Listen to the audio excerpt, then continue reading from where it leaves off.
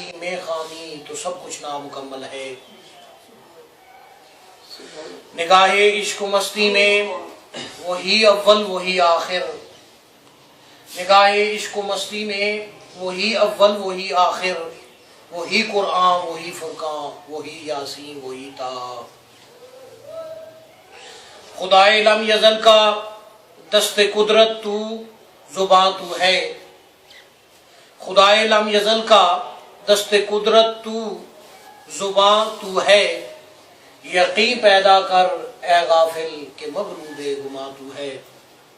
میرے بزرگوں، دوستوں اور عزیزوں، معزز حاضرین کرام، سامعین کرام، اس سے پہلے کہ اس آیت مقدسہ کا بیان ہو، محبت اور اخلاص کے ساتھ رحمت دو عالم صلی اللہ علیہ وآلہ وسلم کی ذات گرامی پر درود و سلام پڑھیں۔ اللہم صلی علی سیدنا مولانا محمد وعلی آل سیدنا مولانا محمد وبارک وسلم۔ جزا اللہ عنا سیدنا محمد وآلہ، اللہم صلی علی سیدنا محمد کما تحب وترضى له۔ السلام علیکم ایھا النبی ورحمۃ اللہ وبرکاتہ۔ اللہ رب العزت نے فرمایا وما کان اللہ معذبہم، اور اللہ انہیں عذاب نہیں دے گا، وما کان اللہ معذبہم وہم یستغفرون، جب تک کہ وہ استغفار کر رہے ہوں گے۔ اللہ انہیں کیا کرے گا عذاب دے کر، جب کہ وہ اس سے بخشش مانگ رہے ہوں گے۔ دوسرا اس کا معنی یہ ہے، یہ قرآن پاک کی سورت انفال ہے، اس کی 33 نمبر آیت ہے، 33 نمبر آیت ہے، اس کا یہ لفظی ترجمہ ہے۔ استغفار کیا چیز ہے اور اس کی کیفیات کیا ہیں، اس کی اہمیت کیا ہے؟ ہمارے اوراد و وظائف میں بھی ایک ضروری وظیفہ استغفار کا ہے۔ استغفار کا جو لفظی معنی ہے وہ ایک معنی ہے بخشش مانگنے کی۔ اس کو حدیث پاک میں رحمت دو عالم صلی اللہ علیہ وآلہ وسلم نے یوں بیان کیا، رب اغفر لی، اے میرے پروردگار مجھے بخش دے۔ دوسرا حدیث پاک میں یوں بیان فرمایا، اللہم اغفر لی، یا اللہ اے اللہ مجھے بخش دے۔ اس میں زمین اور آسمان کا فرق ہے، کیونکہ ایک میں صفت کے ذریعے پکارا، رب کے ذریعے، اس میں رب ہے وہاں پر، اور یہاں اللہم کے ذریعے پکارا، اس میں ذات پوشیدہ ہے۔ اس میں زمین اور آسمان کا فرق ہے روحانیت کے اعتبار سے، معنی اور مفہوم کے اعتبار سے اتنا فرق نہیں ہے۔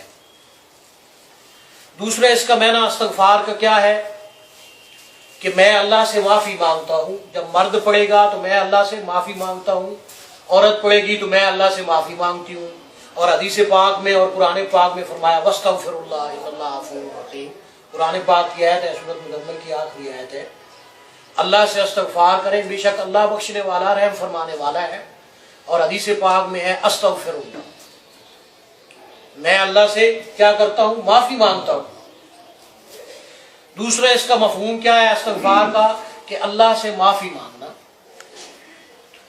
اور تیسرا اس کا مفہوم یہ ہے کہ نادم ہو کر اللہ کی طرف رجوع کرنا، وَتُوبُوا إِلَى اللَّهِ، اور اللہ کی طرف رجوع کرو۔ کس طرح؟ نادم ہو کر، شرمندہ ہو کر۔ گناہ یہ ضروری نہیں ہے کہ انسان کسی کو قتل کرے گا، شراب پیے گا تو یہ گناہ ہے۔ گناہ یہ بھی ہے کہ کھانا بیٹھ کر کھانا تھا، کھڑے ہو کر کھانا۔ گناہ یہ بھی ہے کہ پانی بیٹھ کے پینا تھا، کھڑے ہو کر پی لیا۔ گناہ یہ بھی ہے کہ پہلے جوتا دانا پاؤں میں ڈالنا تھا، جوتے میں دایاں پاؤں ڈالنا تھا اور پھر بایاں ڈالنا تھا، ہم نے پہلے بایاں ڈالا پھر دایاں ڈالا، خلاف سنت عمل کیا۔ ہم بے شمار ایسے گناہ کرتے ہیں جو صغیرہ ہیں، جن کی ہمیں خبر تک ہی نہیں ہوتی، اور دن میں ہم پتہ نہیں کتنے کر جاتے ہیں۔ کسی کا ویسے مذاق اڑا جاتے ہیں، ہمیں خبر نہیں ہوتی، اس کی دل آزاری ہو رہی ہوتی ہے۔ تو بے شمار ایسے گناہ ہیں، ان سے استغفار کرنا ضروری ہے، چاہے وہ کبیرہ ہو یا صغیرہ ہو۔ تصوف میں ولایت میں، معرفت میں اس کی حیثیت کیا ہے، پہلے وہ بتاؤں، پھر اس کے بعد علم شریعت کی طرف سے آؤں گا۔ خواجہ نظام الدین خواجہ معین الدین چشتی اجمیری رحمۃ اللہ علیہ اور ان سے پہلے جو اولیاء اللہ گزرے ہیں اور جو کچھ بعد میں گزرے ہیں، انہوں نے فرمایا کہ صحیح اور خالص توبہ یہ ہے کہ اس کے نامہ اعمال میں 20 سال تک کوئی گناہ نہ لکھا جائے۔ کیا 20 سال تک کوئی گناہ نہ لکھا جائے؟ اب یہ کیسے ممکن ہے، اس کی تفصیل بعد میں بتاؤں گا۔ سلوک میں، رائے سلوک میں سب سے بنیادی وظیفہ، ہر سلسلے کے اندر سب سے بنیادی وظیفہ استغفار، سب سے پہلے اس کو استغفار کرایا جاتا ہے تاکہ اللہ کی طرف رجوع کرنے سے پہلے وہ پاکیزہ ہو جائے، اس کے ذہن صاف ہو، اس کا قلب صاف ہو، اس کے افعال میں طہارت آئے اور پھر اللہ کی طرف رجوع کرے۔ اس کے لیے تصوف میں بھی مختلف طریقے رائج ہیں۔ استغفار کے کتنے حرف ہیں؟ سوچ رکھیں، ہاں جی۔ تو تصوف میں بھی اس کے مختلف طریقے ہیں، آپ بھی سوچ رکھیں یاسین صاحب، استغفار کے کتنے حرف ہیں، ٹھیک ہے؟ تو تصوف میں بھی استغفار کرایا جاتا ہے، اور رائے سلوک میں یہ پہلا وظیفہ ہے۔ سب سے پہلے ہر بندہ جو سلوک کی راہ پر چلتا ہے اس کو استغفار پڑھایا جاتا ہے کہ آپ سب سے پہلے استغفار کریں۔ کیوں؟ میں نے خواجہ معین الدین چشتی اجمیری رحمۃ اللہ علیہ کا فرمان آپ کے سامنے پیش کیا، فرماتے ہیں کہ 20 سال تک صحیح خالص توبہ وہ ہے جس کے نامہ اعمال میں 20 سال تک گناہ نہ لکھا جائے۔ اب اس کی وضاحت کر دوں حدیث پاک سے تاکہ آپ کو سمجھنے میں آسانی ہو۔ اللہ رب العزت نے فرمایا وَمَا كَانَ اللَّهُ مُعَذِّبَهُمْ وَهُمْ يَسْتَغْفِرُونَ، اور اللہ انہیں عذاب نہیں دے گا جبکہ وہ استغفار کر رہے ہوں گے۔ حضور صلی اللہ علیہ وسلم نے اس کی وضاحت یوں کی، جو خواجہ معین الدین چشتی اجمیری رحمۃ اللہ علیہ کا فرمان ہے اس کی میں وضاحت کر دوں۔ آپ کہیں گے وہ اولیاء اللہ ہے، تو کیا ان سے گناہ صادر نہیں ہوتا جن کا 20 سال تک نامہ اعمال میں گناہ نہیں لکھا جاتا؟ نہیں، اس کا مفہوم یہ نہیں ہے کہ ان سے گناہ صادر نہیں ہوتا۔ ایک تو یہ ہے کہ گناہ ہو نہیں، ایک یہ ہے کہ ان سے گناہ تو ہو مگر فوراً مٹا دیا جائے، ختم کر دیا جائے۔ وہ کیسے بھائی؟ آپ صلی اللہ علیہ وآلہ وسلم نے فرمایا التائب من الذنب کمن لا ذنب لہ، توبہ کرنے والا ایسے ہے جیسے اس نے گناہ کیا ہی نہیں۔ حضرت سیدنا ابو بکر صدیق رضی اللہ تعالیٰ عنہ نے فرمایا کہ ایک آدمی سے گناہ ہو، پھر اس نے اس پر توبہ کر لی، استغفار کر لیا، پھر اس نے وہی گناہ کیا، پھر اس پر استغفار کر لیا، توبہ کر لی، پھر اس نے وہی گناہ ہوا، پھر اس نے استغفار کر لیا، پھر توبہ کر لی، یہاں تک کہ ایک دن میں 70 مرتبہ اس نے وہ گناہ کیا، 70 مرتبہ اس نے توبہ کی، 70 مرتبہ استغفار کیا۔ وہ اللہ رب العزت کے نزدیک ایسے ہے جیسے اس نے گناہ کیا ہی۔ سبحان اللہ۔ اب آپ کو بات کی سمجھ آ گئی ہے؟ تصوف میں اور یا اللہ کے نزدیک معرفت میں، روحانیت میں سالک وہ ہے، یہ سب سے پہلا وظیفہ ہے کہ وہ استغفار کرے، اور 20 سال تک اس کے نامہ اعمال میں گناہ نہیں لکھا ہوا ہونا چاہیے۔ کس وجہ سے؟ کہ کیا وہ گناہ کرتا ہی نہیں ہے؟ ہاں، وہ بڑے گناہوں سے تو بچتا بھی ہے، اور کبھی غلطی سے، نادانی سے گناہ میں پڑ جائے، چاہے صغیرہ ہے یا کبیرہ ہے، تو فوراً استغفار کرتا ہے۔ اس کی وجہ سے اللہ رب العزت اس کا نامہ اعمال وہ گناہوں کی لسٹ سے خارج فرما کے سارے لوگوں کی لسٹ میں شامل فرما دیتے ہیں، یوں اس کے نامہ اعمال میں گناہ لکھا ہی نہیں جاتا۔ اب میری بات آپ کو سمجھ آ گئی ہے؟ تو یہ بنیادی وظیفہ ہے، اور اس کے لیے ضروری ہے کہ انسان اپنے تصورات کو، اپنے اعمال کو، اپنے اخلاص کو استغفار کے ذریعے پاکیزہ کرے۔ طور کے 3 حرف ہیں۔ طور کے کتنے حرف ہیں؟ 3 حرف ہیں۔ 3 طرح سے طہارت حاصل ہوتی ہے۔ ایک پانی سے ہم طہارت حاصل کرتے ہیں، وضو بنا لیتے ہیں، غسل کر لیتے ہیں، طہارت حاصل ہوتی ہے، پھر ہم نماز پڑھتے ہیں نا اس طرح۔ دوسرا طور کس ہے؟ مٹی سے تیمم کرتے ہیں، قرآن پاک میں بھی موجود ہے، تیمم کار سے اسے ہم نماز پڑھ لیتے ہیں، یہ دوسرا طور ہے۔ تیسرا طور ہے اللہ کی اسم کے ذریعے اللہ کی اسم کے ذریعے پاکیزگی اور طور حاصل کرنا۔ وضاحت کی حضرت عبداللہ ابن عباس رضی اللہ تعالیٰ عنہ نے، حضرت سیدنا ابو ہریرہ رضی اللہ تعالیٰ عنہ نے، کہ جو بندہ وضو کرتا ہے اور اللہ کا نام نہیں لیتا تو صرف اس کے وہی اعضاء پاک ہوتے ہیں جو اس نے دوران وضو دھوئے، مگر جو بندہ اللہ رب العزت کا نام لے لیتا ہے تو اس اعضاء کے ساتھ ساتھ جو اس نے وضو کے دوران دھوئے اس کا پورا جسم پاک ہو جاتا ہے۔ سبحان اللہ۔ اور وجہ کیا بن گئی؟ کیونکہ اس نے اللہ رب العزت کا نام لیا۔ اب صرف اس کے اعضاء پاک نہیں ہوئے بلکہ اس کا پورا جسم پاک ہو گیا۔ یہ بھی ایک طور ہے، یہ پانی کے ذریعے نہیں تھا، یہ اللہ کے اسم کے ذریعے تھا، یہ روحانیت کے ذریعے تھا، یہ معرفت کے ذریعے تھا، یہ قرآن پاک کی آیات، سورتوں، اللہ کے اسماء اور حروف کے ذریعے سے ہے۔